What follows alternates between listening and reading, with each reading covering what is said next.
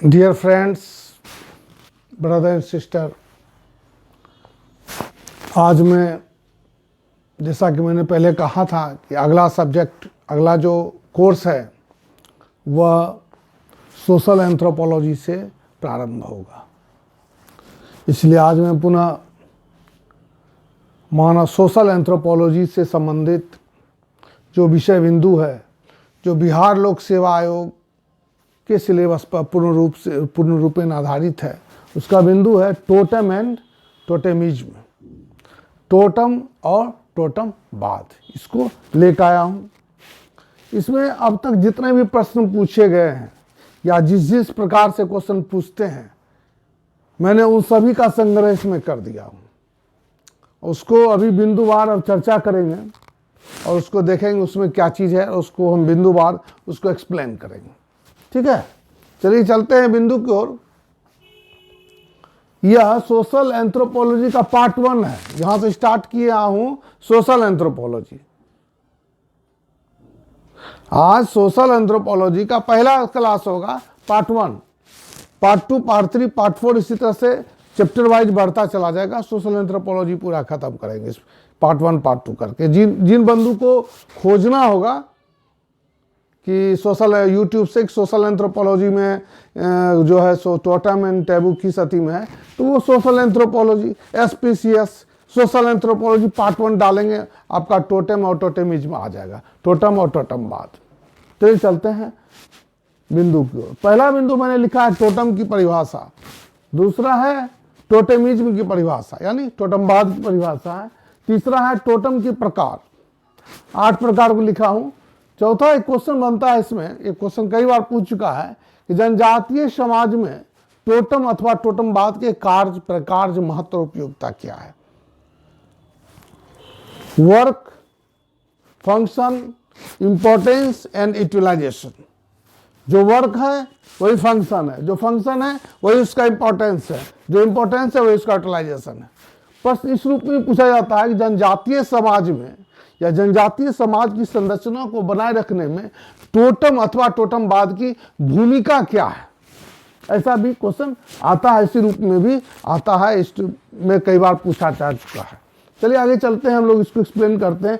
Totem की क्या परिभाषा है।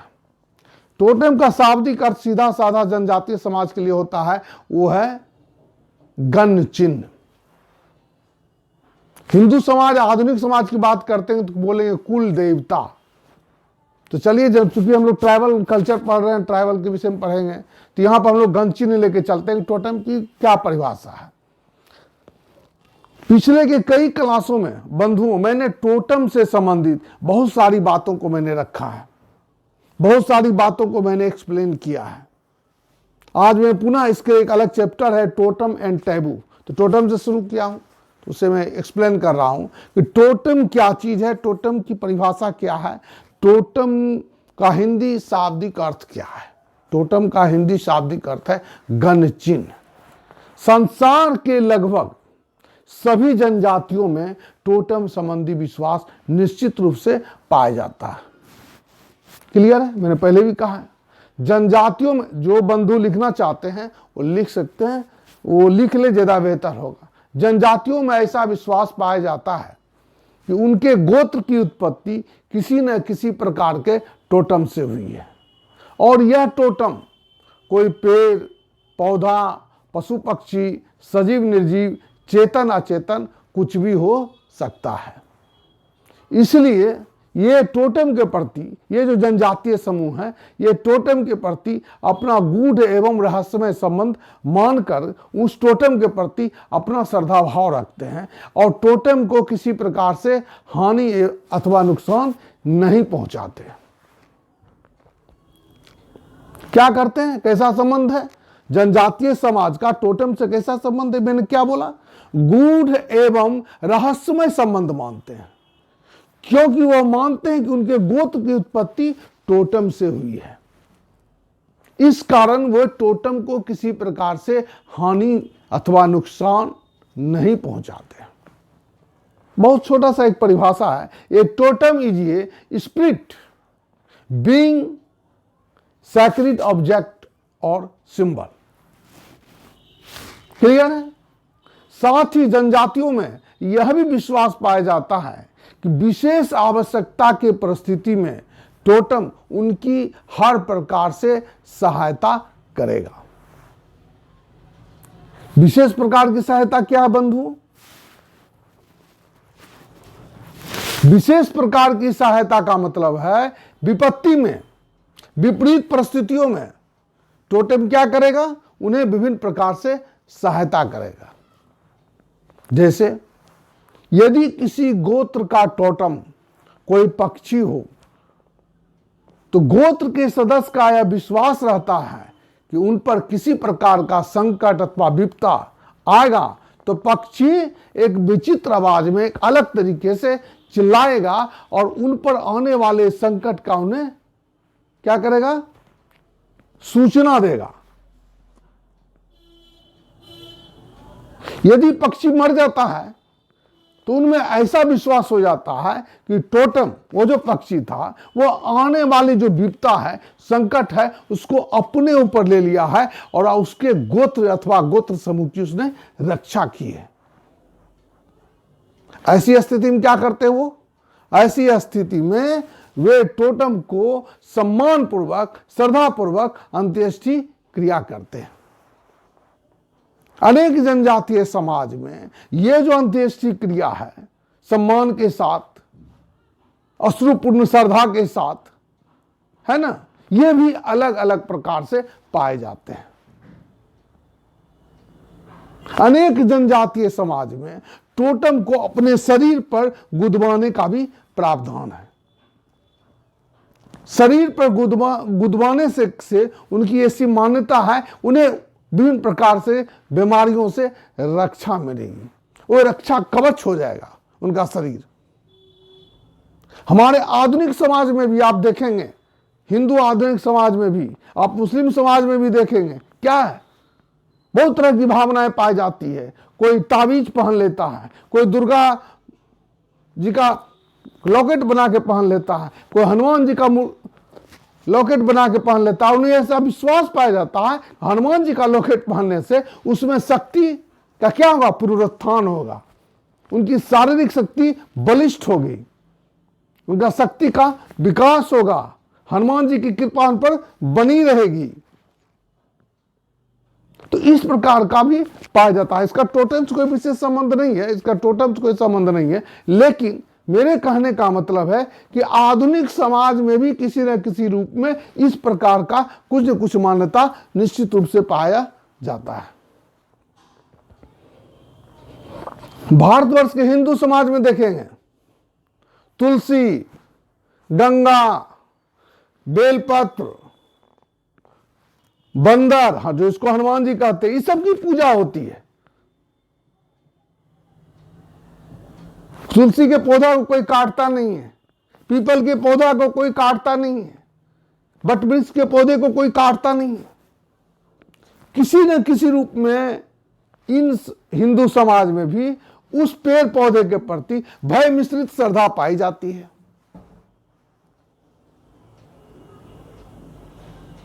पीपल के पेड़ को काटने के लिए विभिन्न प्रकार का अनुष्ठान किए जाते हैं।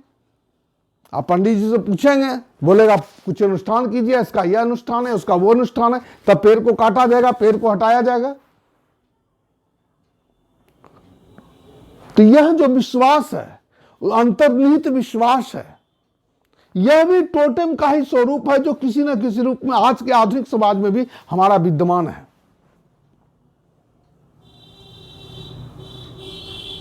लोग गंगा मैया का कसम खाते हैं, गंगा जी में घुस के कसम खाते हैं। यह भी विश्वास है कि गंगा जो है हमारी माई के समान है और हमें जो अपने पापों का जो है सो प्रायश्चित करने का मौका देगी। तो तमाम इस तरह की जो मानसिकता है, इस ढंग की जो मनोवृत्ति है, वो किसी न किसी रूप में हम लोग देखते हैं कि यह जो टोटम संबंधी विश्वास जो जनजातियों में पाया जाता है, वो आधुनिक समाज में इसी तरह का मिलता जुलता विश्वास है। हालांकि विशेषताएं अलग है, बहुत उसमें यह नहीं है समानता नहीं है, लेकिन इस विश्वास की बात कर रहा हूं, यह विश्वास इस ढंग का पाया जाता है। तो यहां पर मैंने अंतिम में बोला कि अगर पक्षी मर जाता है तो उस जिस गोत्र समूह का वह टोटम होता है, उनमें ऐसा विश्वास है कि इन्होंने जो आने वाली विपदा था उससे आगाह किया और विपदा को अपने ऊपर ले लिया और उसकी मृत्यु हो गई। इस कारण उनके सम्मान के साथ अंत्येष्टि क्रिया किया जाता है और अलग अलग जनजातीय समाज में इस प्रकार के सम्मान के साथ अंत्येष्टि क्रिया की प्रक्रिया भी अलग अलग होती है। टोटम को अपने शरीर पर गुदवाने की परंपरा है। उसके पीछे ऐसा मनोभाव है कि उससे शक्ति प्राप्त होगी, एक रक्षा कवच के रूप में वह काम करेगा। ठीक है। विशेष विशेष अवसर पर अगर किसी समूह की शक्ति कम होती है तो ऐसी स्थिति में टोटेम का मांस भी खाया जाता है हर्षोल्लास के साथ, ताकि उसे विशेष शक्ति प्राप्त हो सके, उसका समूह का विकास हो, उसके गोत्र समूह का विकास हो, उसकी निरंतरता कायम रहे। चलिए, इससे बहुत सारी बातें हैं गोत्र समूह में। आप बहुत सारे नाम सुनते होंगे। एक नाम याद आ रहा है, अनिल टोप्पो नाम था। टोप्पो मतलब होता है चिड़िया। ये जो टोप्पो गोत्र है, इसका जो टोटम है वो चिड़िया है। आप बहुत सारे ट्राइबल में देखेंगे लकड़ा होता है उसका सरनेम। उसका जो होता है बाघ होता है, बाघ मीनिंग बाघ होता है। इस तरह गोत्र के साथ टोटम चलता है, क्योंकि उनमें ऐसा विश्वास है कि गोत्र की उत्पत्ति किसी न किसी प्रकार के टोटम से हुई है। हर गोत्र का अपना एक टोटम होगा।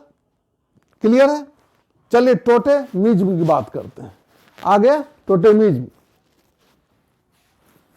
टोटमवाद की परिभाषा क्या है? कहा जाता है या ऐसा परिभाषा में प्रावधान है कि टोटम की संस्थागत अभिव्यक्ति ही टोटमवाद है। हम लोग बहुत सारा वर्ड बोलते हैं, अलगाववाद, जातिवाद, प्रजातिवाद, उसी तरह से टोटमवाद है। यानी टोटम की संस्थागत अभिव्यक्ति ही टोटमवाद है। चलिए, टोटम संबंधी निषेध भी पाया जाता है। एक समान टोटम के सदस्य एक गोत्र के सदस्य हो गए, ठीक है ना, तो उनमें आपस में चूंकि एक गोत्र के सदस्य होंगे तो आपस में क्या होगा? समान रक्तकण होगा। असमान रक्तकण होगा तो विवाह शादी यौन संबंध की मनाही होगी, वो संभव नहीं है। एक समान टोटम के सदस्य एक समान गोत्र से बिलोंग करते हैं और एक समान गोत्र के सदस्य होने के कारण उनमें समान रक्त समूह पाया जाता है और उनके बीच किसी प्रकार का यौन संबंध विवाह संबंध स्थापित नहीं हो सकता है। यानी टोटम समूह बहिर्विवाही समूह होता है। ये विशेषता हो गया। इसके अतिरिक्त क्या निषेध है? टोटम को मारना या उसे किसी भी रूप में हानि पहुंचाने का निषेध पाया जाता है। क्लियर हो गया टोटम और टोटमवाद की परिभाषा। अब चलते हैं बंधुओं, टोटम के प्रकार। टोटम कितने प्रकार के होते हैं? टोटम के कितने प्रकार हैं? सीधा सा है, टोटम 8 प्रकार के। सीधा आंसर है कि टोटम 8 प्रकार के पाए जाते हैं। विश्व के अनेक भागों पर मानव शास्त्रियों द्वारा किए गए अध्ययन के आधार पर यह पाया गया कि जनजातीय समाज में टोटम 8 प्रकार के पाए जाते हैं। क्या है? क्लैन टोटम, गोत्र टोटम। गोत्र टोटम है, क्लियर है? सिर्फ गोत्र की परिभाषा क्या मैंने बताया है? एक पक्षीय समस्त समरक्त समूह। तो गोत्र टोटम है, तो उस गोत्र की उत्पत्ति उस टोटम से हुई है। जब गोत्र की उत्पत्ति उस टोटम से हुई है तो टोटम क्या हो गया? उस गोत्र का टोटम हो गया। तो अलग अलग गोत्र का अलग अलग टोटम होगा, मैंने अभी चर्चा किया हो। तो गोत्र का, प्रत्येक गोत्र का अपना एक टोटम होता है, क्योंकि गोत्र की उत्पत्ति का आधार ही टोटम माना जाता है। अब है पैट्रियार्कल टोटम, पितृवंशीय टोटम। सीधी सी बात है, पैट्रियार्कल फैमिली में ही पैट्रियार्कल टोटम पाया जाएगा। जो पितृसत्तात्मक परिवार है उस परिवार में ही पितृवंशीय टोटम का प्रावधान पाया जाएगा। तो यह जो विशेषता है पितृवंशीय टोटम की, कैसे परिवार की विशेषता है? पैट्रियार्कल फैमिली की विशेषता है। ऑस्ट्रेलिया के जनजातियों में पैट्रियार्कल टोटम का प्रावधान पाया जाता है। चलिए आगे चलते हैं दोस्तों। मैट्रियार्कल टोटम, मातृवंशीय टोटम। क्लियर है नाम से? मातृवंशीय टोटम क्या है? मातृपक्ष का टोटम है, मातृसत्तात्मक परिवार की विशेषता है।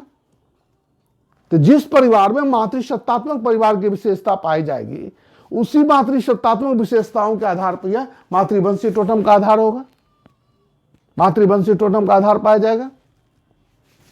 उदाहरण बताता हूं मैं, सेनेका जनजाति में मातृवंशीय टोटम का प्रावधान पाया जाता है।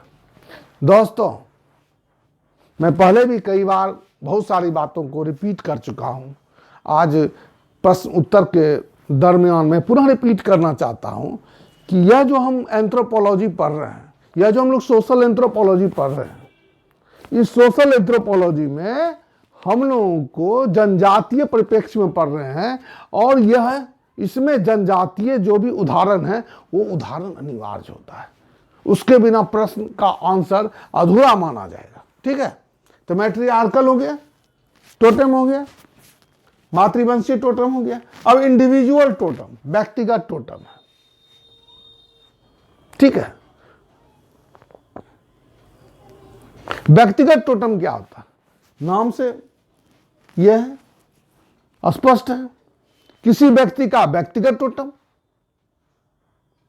अगर किसी व्यक्ति का किसी टोटम से गूढ़ और रहस्यमय संबंध है तो वो टोटम उस व्यक्ति का क्या है? व्यक्तिगत टोटम है।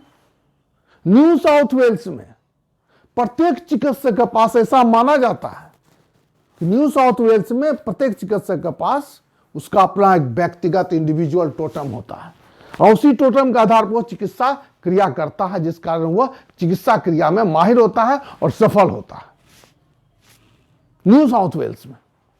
चलिए आगे चलते हैं। लिंग टोटम, सेक्स टोटम क्या है? नाम से स्पष्ट है, पुल्लिंग स्त्रीलिंग, मेल फीमेल। लिंग टोटम मतलब है कि किसी जनजातीय समाज में ऐसा देखा गया है, मातृपक्ष के लिए अलग सा टोटम है, यानी पुरुष के लिए अलग है। ठीक है, पैट्रियार्कल फैमिली है तो भी पुरुष के लिए अलग है और महिला के लिए अलग है, यानी पुरुष के लिए अलग टोटम पाया जाता है और महिला के लिए अलग टोटम पाया जाता है। तो न्यू साउथ वेल्स में हंटर नदी के किनारे रहने वाले जो जनजाति होते हैं उनमें स्त्री के लिए कठफोड़वा है, स्त्री का जो है सो ये टोटम कठफोड़वा है, और पुरुष का जो है टोटम जो है सो चमगादड़ है। एक ही फैमिली में स्त्री का क्या है? कठफोड़वा है, और पुरुष का क्या है? चमगादड़ है। चलिए अगला पॉइंट चलते हैं, विभक्त टोटम, स्प्लिट टोटम। विभक्त मतलब टुकड़ा टुकड़ा कर देना। गोत्र के उत्पत्ति का आधार क्या है? टोटम है। जब गोत्र अथवा गोत्र समूह का आकार काफी बड़ा हो जाता है तो विभिन्न प्रकार के कारणों से, सामाजिक आर्थिक कारणों से, सांस्कृतिक कारणों से, सुरक्षात्मक कारणों से वो जो गोत्र समूह है वह विभक्त हो जाता है, कई प्रकार के समूह में विभक्त हो जाता है। ऐसी स्थिति में उस गोत्र समूह का जो टोटम होता है वो भी विभक्त, वो लोग आपस में विभक्त कर लेते हैं। मान लेते हैं कि अगर उस गोत्र समूह का टोटम वो पक्षी है, तो वो पक्षी का जो है सो अगर वो गोत्र समूह 4 भागों में विभक्त होता है तो वह पक्षी को क्या करेगा, 4 भागों में विभक्त कर लेगा। क्या करेगा, कोई टांग रख लेगा, कोई शरीर रख लेगा, कोई सर के ऊपर का भाग रख लेगा, कोई उसका पंख रख लेगा उस पक्षी का। तो इस प्रकार से वह टोटम को भी विभक्त कर लेता है। ऐसी स्थिति को स्प्लिट टोटम के नाम से जाना जाता है। छोटा नागपुर के जनजातियों में उदाहरण चलते हैं दोस्तों, छोटा नागपुर के जनजातियों में इस प्रकार के विभक्त टोटम का प्रावधान पाया जाता है। क्लियर है। कंसेप्शनल टोटम, गर्भ धारण कराने वाला टोटम। बहुत ही थोड़ा सा लगता है ना सुनने में, गर्भ धारण कराने वाला टोटम। ऐसा कोई टोटम हो सकता है जिसकी वजह से गर्भ धारण होता हो, गर्भ धारण कराने वाला टोटम कहलाता है।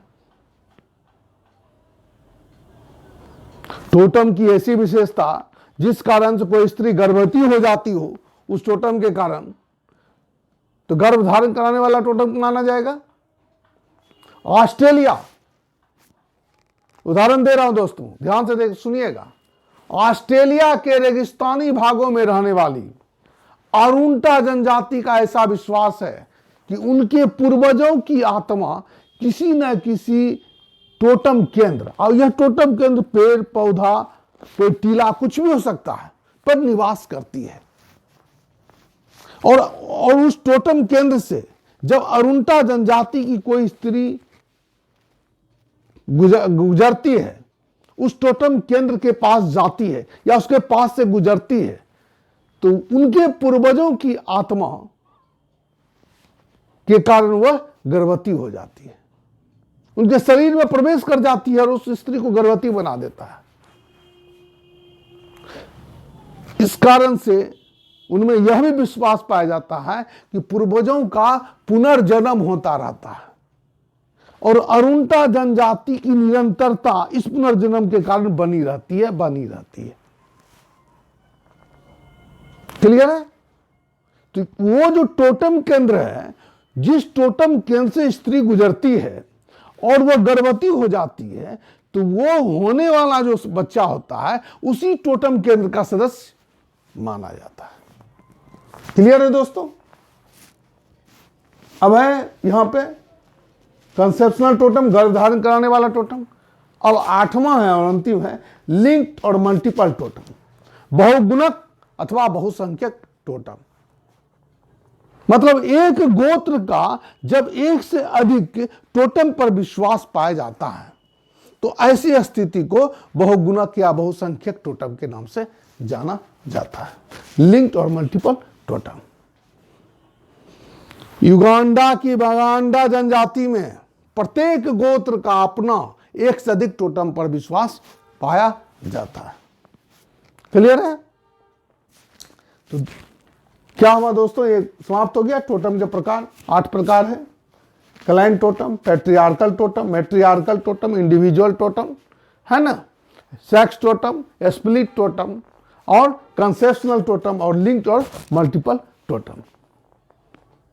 इस प्रकार से भारतीय समाज में, ग्रामीण हिंदू समाज में भी ये टोटम से मिलता जुलता बहुत सारा क्रियाकलाप पाया जाता है।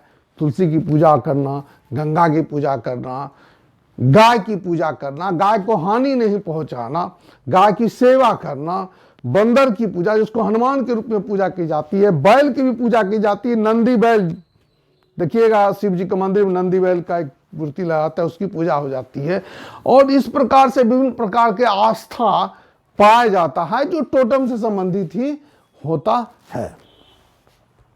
अब अंतिम क्वेश्चन चलते हैं दोस्तों, आगे चलते हैं। यह कंप्लीट क्वेश्चन है और इधर भी एक क्वेश्चन पूछता है कि जनजातीय समाज में टोटम अथवा टोटमवाद के क्या कार्य हैं, वर्क, प्रकार, फंक्शन, महत्व, इंपॉर्टेंस, उपयोगिता, यूटिलाइजेशन क्या है। मैंने 10 बिंदु इसमें लिखा हूं कि पारस्परिक सहायता एवं सुरक्षा, अनेक प्रकार के विवेचनाओं के आधार पर, उनकी परिभाषाओं के आधार पर एवं विवेचनाओं के आधार पर मानव शास्त्रियों ने जनजातीय समाज में टोटम अथवा टोटमवाद के कार्य, प्रकार, महत्व एवं उपयोगिता को निम्नलिखित 10 बिंदुओं के आधार पर स्पष्ट करने का प्रयास किया है। क्लियर है? 4-5-6 लाइन तो ये भी आप लिख सकते हो इस प्रकार से। मैंने पहले ही कहा है दोस्तों, मटेरियल्स बहुत सारा है, पढ़ना आपको बहुत है, लेकिन पढ़ने के साथ साथ जो प्रश्न पूछते हैं उसमें कंटेंट्स किस प्रकार से डालेंगे, ये बहुत ज्यादा इंपॉर्टेंट है। ये समझना बहुत जरूरी है, क्योंकि प्रत्येक आंसर आपका कम से कम 7 पेज 8 पेज में होता है, 40 पेज रहता है, 5 क्वेश्चन लिखने होते थे। उसी अगर 20 नंबर का है, 10 नंबर का है, तो उसी ढंग से 3 पेज लिया है, लिखेंगे। तो उसमें कंटेंट्स कैसे डालेंगे, क्या लिखेंगे और कैसे शुरू करना है, कैसे खत्म करना है, यह चीज भी आपको जानना बहुत जरूरी है। इसके बिना आप स्टार्ट करेंगे, कहाँ खत्म कर रहे हैं नहीं कर रहे हैं पता ही नहीं चलेगा, तो आपको नंबर ठीक से नहीं आएगा, साधारण एवरेज मार्क्स आएगा। किसी तरह से आप हो सकता है नीचे से लटक के आप जो है सो ये इंटरव्यू दे दें, लेकिन फाइनल में प्रश्न चिन्ह लग जाता है, ऐसी स्थिति आ जाती है। तो ऐसी स्थिति नहीं आवे, आप लोग बेहतर ढंग से तैयारी करें, बेहतर ढंग से समझें, बेहतर ढंग से तैयारी करके किताबी पढ़ें। किताबी पढ़ना जरूरी है। Self study is the best study बोला गया है। Self study is the best study. आप लोग बच्चे नहीं हैं जो हर चीज को ये बताया जाएगा, लेकिन गाइडलाइन बहुत जरूरी है। कहां चलना, आप चल सकते हो, लेकिन दिशा और दशा देना मेरा काम है। मैं दिशा और दशा दूंगा, आप में पूरा एनर्जी है, आप पूरे खुद एनर्जेटिक हैं। मैं दिशा और दशा दूंगा, मंजिल आपको स्वतः मिल जाएगी। चलिए आगे पॉइंट चलते हैं। अभी हम लोग क्लियर कर रहे थे कि जनजातीय समाज में टोटमवाद के कार्य, प्रकार, महत्व, उपयोगिता क्या है। 1 नंबर चलते हैं, पारस्परिक सहायता एवं सुरक्षा। टोटम के उत्पत्ति का आधार क्या है? गोत्र है। गोत्र के उत्पत्ति का आधार क्या है? टोटम। यानी एक गोत्र का एक टोटम होगा, एक समान गोत्र का एक टोटम होगा, एक गोत्र समूह का एक ही टोटम होगा। जब टोटम समान है, गोत्र समान है, गोत्र समूह समान है, तो समान रक्तकण पाए जाएंगे।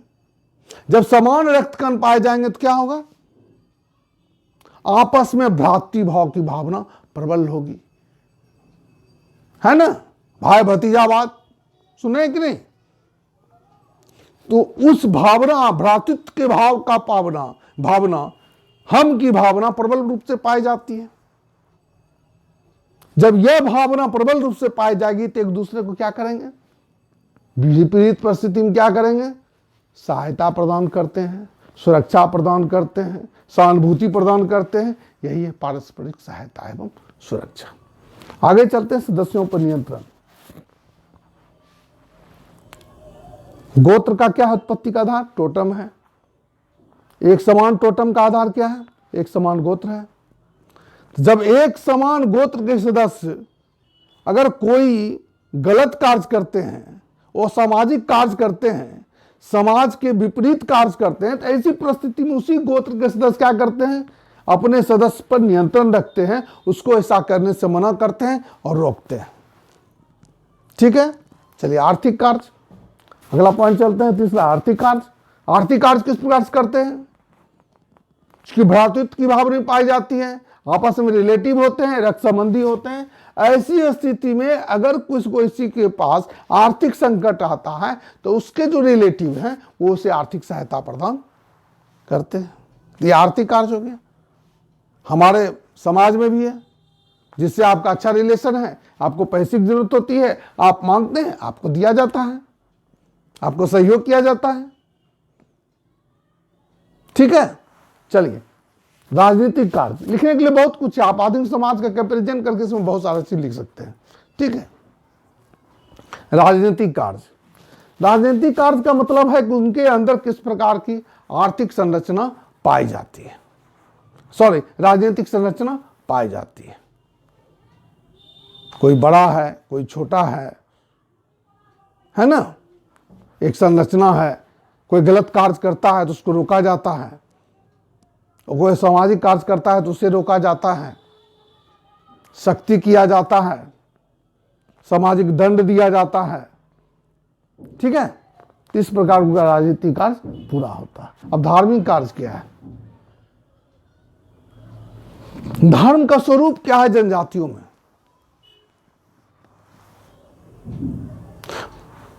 अभी मैंने परिभाषा में कहा हूं, जनजातीय समाज में टोटम की क्या स्थिति है? क्या स्थिति है? टोटम के प्रति गूढ़ एवं रहस्यमय संबंध मानते हैं, टोटम को किसी प्रकार से हानि नहीं पहुंचाते हैं, और उनसे क्या है, उनका सम्मान और श्रद्धा का भाव है। ऐसी स्थिति में वो टोटम की पूजा करते हैं। यानी धार्मिक जो कार्य है वह किसी न किसी रूप में टोटम से संबंधित है। धर्म और के चैप्टर में हम लोग पढ़ेंगे रिलीजन में कि धर्म जो है का जो विकास हुआ है टोटम के आधार पर ही हुआ है। आज जो हम लोग धर्म का स्वरूप देखते हैं, धर्म का स्वरूप ऐसा नहीं था प्रारंभिक आदिकालीन समाज में, बल्कि आज जो धर्म का स्वरूप है वो स्वरूप बहुत बाद चल के हुआ है, और प्रारंभ में वह स्वरूप टोटम के अनुसार ही था। लोग आत्माओं की पूजा करते हैं।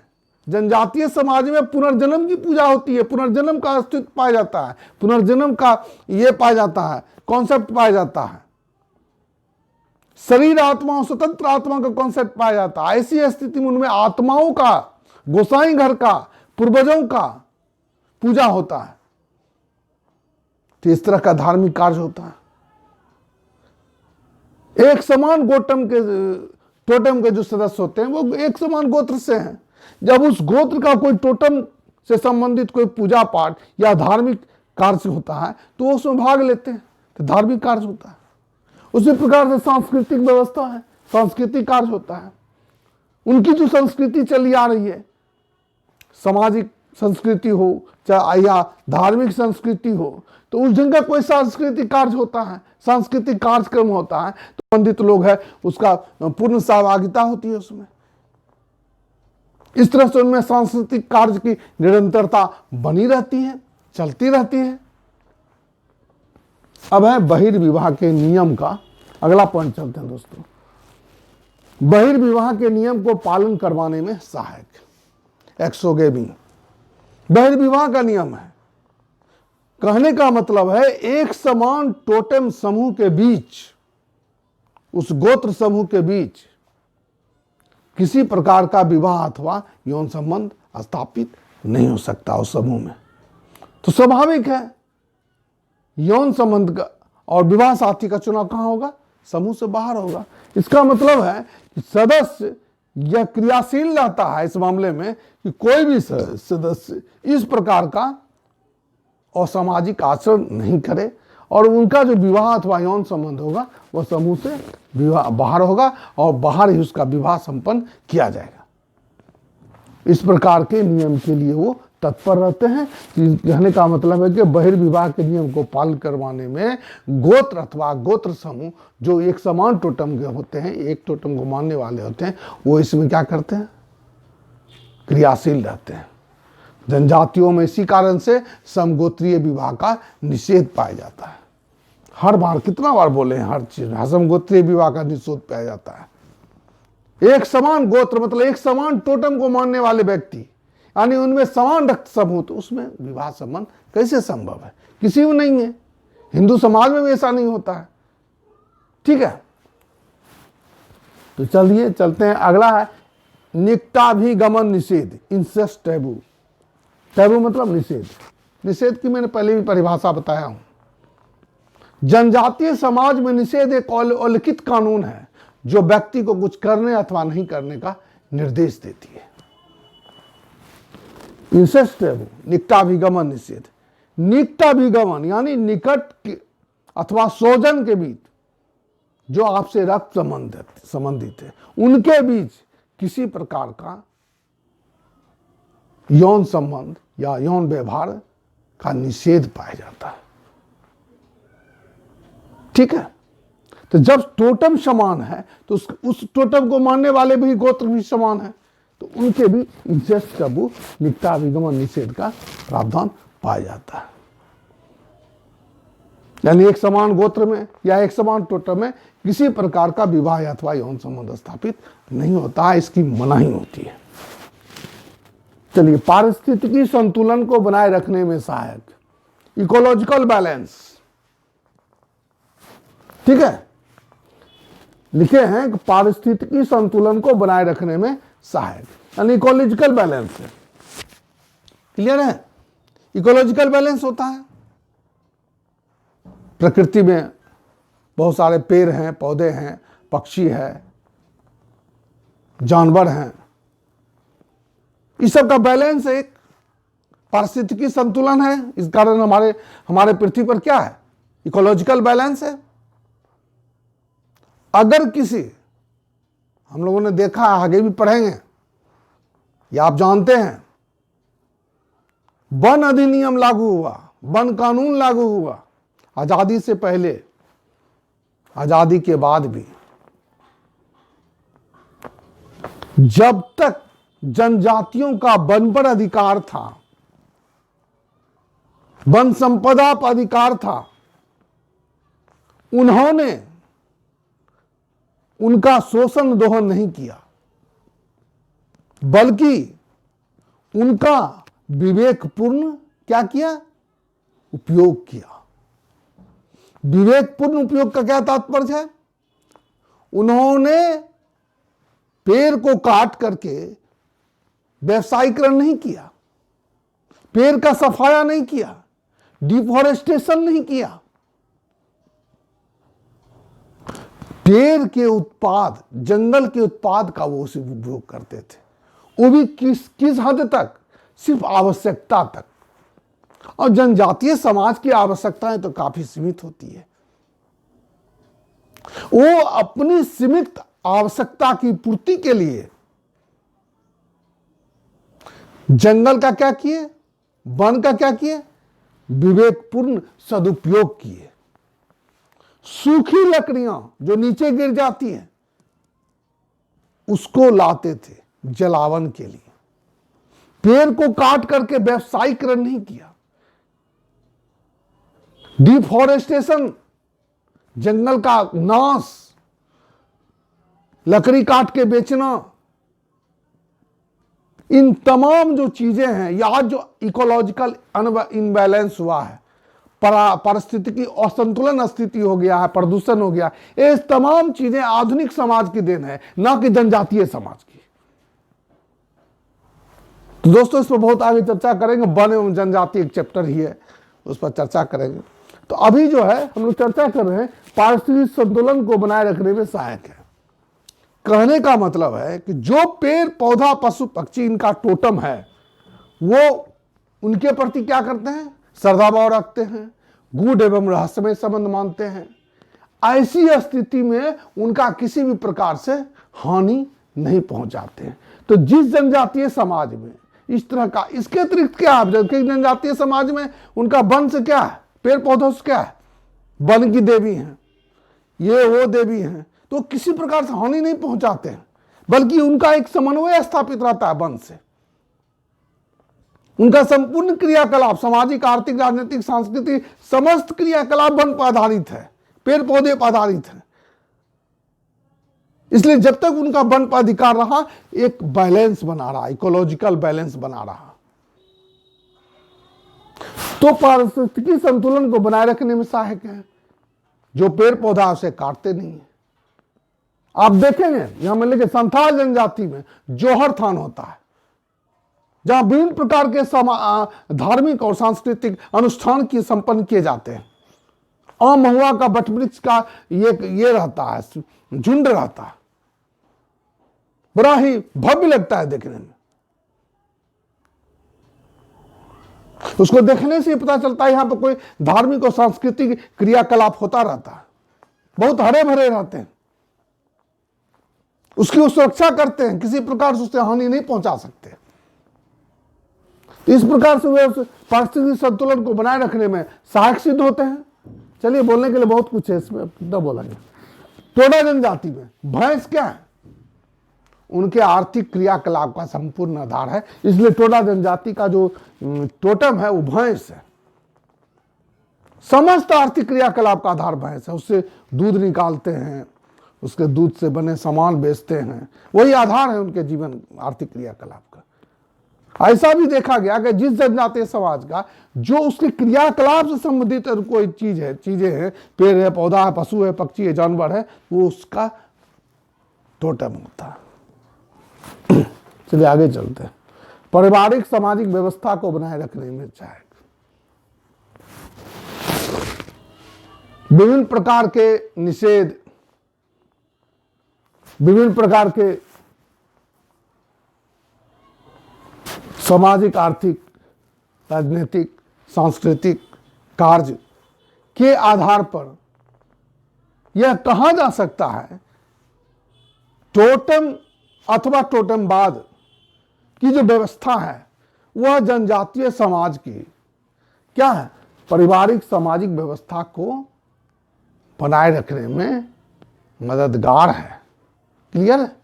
चलिए, तो हम समझते हैं कि आराम से 5-6 जो है सो लाइन आराम से लिखा जा सकता है। और एक क्वेश्चन है, कभी पूछता नहीं है लेकिन थोड़ा चर्चा कर देते हैं,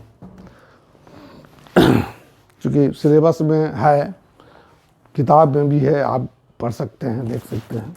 एक है टोटम की उत्पत्ति के सिद्धांत। यह एक कंप्लीट क्वेश्चन बनता है, इधर से ये पूरा कंप्लीट क्वेश्चन बनता है, ये कंप्लीट एक क्वेश्चन बनता है, 1 क्वेश्चन फ्रीज बनता है, ठीक है ना। और इधर में एक कंप्लीट एक क्वेश्चन बनता है, कंप्लीट क्वेश्चन बनता है, और इधर भी एक क्वेश्चन है कि टोटम की उत्पत्ति का क्या सिद्धांत है। ये आखिर टोटम है क्या चीज, कैसी उत्पत्ति होगी, उनका ऐसा विश्वास क्यों पाया जाता है कि उनके गोत्र की उत्पत्ति टोटम से हुई है, और यह टोटम कोई पेड़ पौधा, पशु पक्षी, चेतन अचेतन कुछ भी हो सकता है। आधुनिक समाज के दृष्टिकोण से सोचा जाए तो क्या संभव है किसी पेड़ पौधे से किसी व्यक्ति की उत्पत्ति हुई हो? लेकिन नहीं। हम लोग क्या पढ़ रहे हैं? हम लोग जनजातीय समाज की विशेषता पढ़ रहे हैं और टोटम की उत्पत्ति की सिद्धांत पढ़ रहे हैं। चलिए पहला चलते हैं, 5 सिद्धांत हो तो 2-2 लाइन चर्चा कर देते हैं कि नामवादी सिद्धांत है। प्राचीन जो समाज है, जनजातीय समाज, जो आदिवासी समूह है, आदिकालीन समाज में अभी तो बहुत शब्द भंडार है, उस समय शब्द भंडार कम पाया जाता था। विद्वानों का ऐसा मानना है शब्द भंडार कम पाए जाने के कारण वे अपने सदस्य के जो व्यक्ति थे उसका नाम जानवरों के नाम पर रख दिया। सबके लिए अलग अलग नाम संभव नहीं था, ठीक है ना।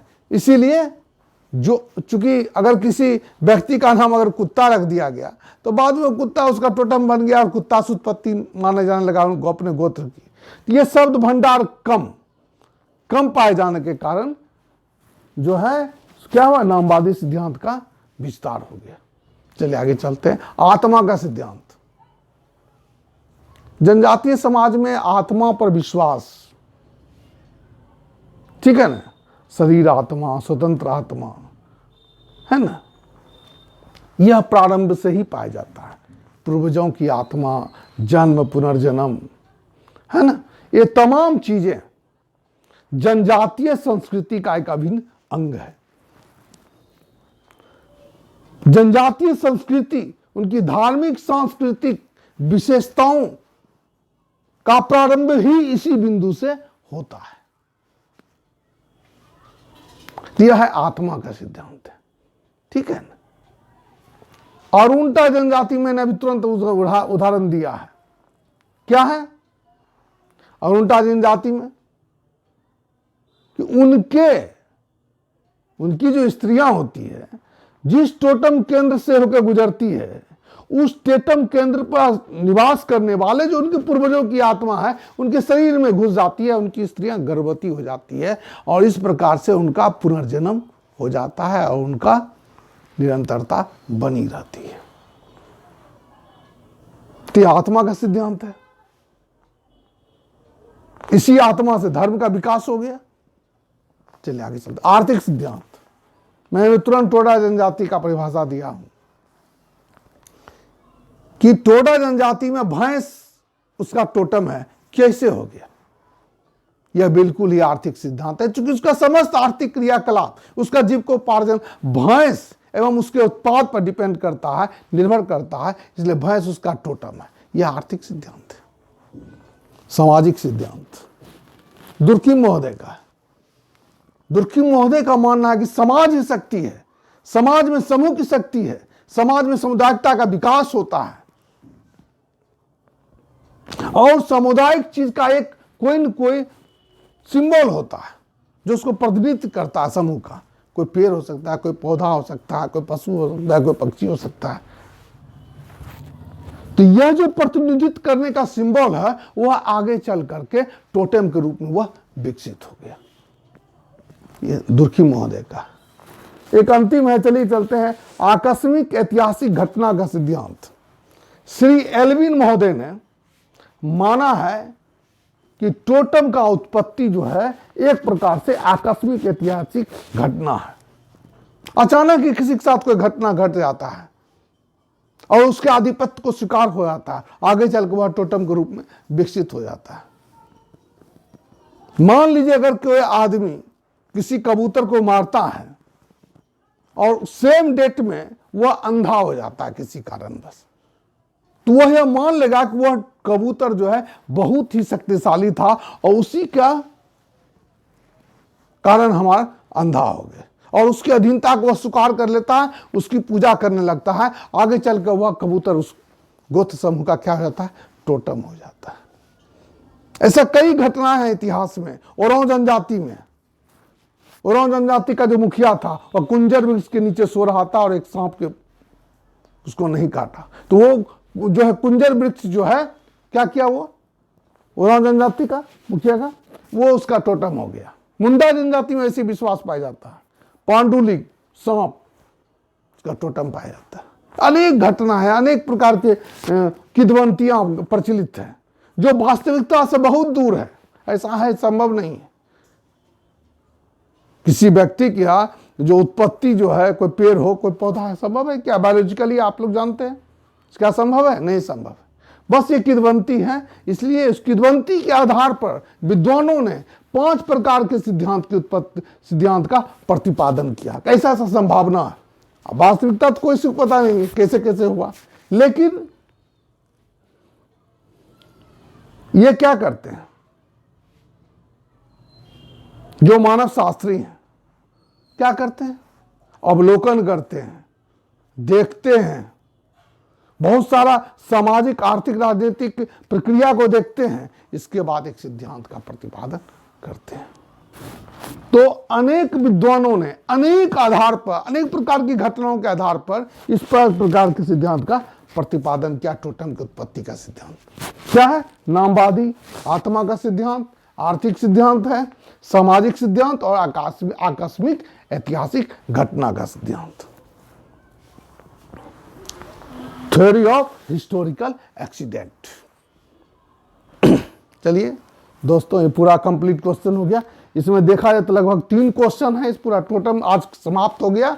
टोटम और टोटम बाद कंप्लीट हो गया है और इसको आप बढ़िया से सुनिए, देखिए, लाइक्स कीजिए, शेयर कीजिए, सब्सक्राइब कीजिए, ताकि दूसरे जो स्टूडेंट, बहुत सारे अभी देखिए लॉकडाउन चल रहा है, बहुत सारे लोग ग्रामीण क्षेत्र में रहते हैं, ठीक है ना, उनको किताब सही से नहीं मिल पाता। मैं देखता हूँ और कहीं भी जाता हूँ दूसरे जगह ग्रामीण क्षेत्र में, तो उनको किसी प्रकार का ये नहीं है, तो आप उनको भेजेंगे तो उनको सहायता मिलेगी। वो एंथ्रोपोलॉजी लेना चाहते हैं, इंटरेस्ट रहता है, लेकिन वो अच्छा गाइडलाइन नहीं मिल पाता है, अच्छा किताब में नहीं मिल पाता है समय से, तो उनकी तैयारी अधूरी रह जाती है और वो अपने हक से अलग रहते हैं, जुदा हो जाते हैं। तो उनको जो मेरिट है उस हिसाब से उनको हक मिले, आगे बढ़े, यही दुआ है हमारी आप लोगों के लिए। चलिए, धन्यवाद।